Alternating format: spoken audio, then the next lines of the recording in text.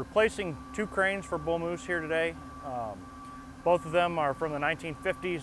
Many of the parts are obsolete, and many of them are becoming hard to find, becoming maintenance problems, which become production problems.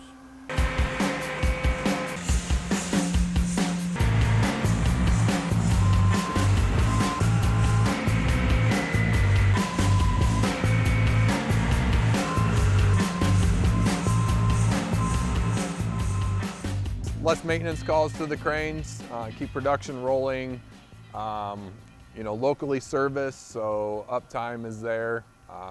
Quick call to get something repaired or inspected. Just less hassle, smoother operations, safer, newer, state of the art.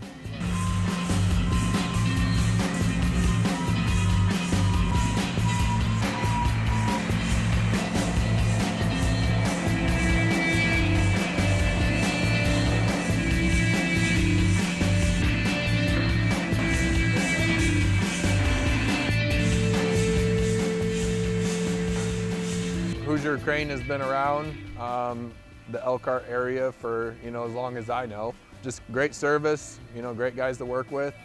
We can count on them. I've seen them here all hours of the night, which is great.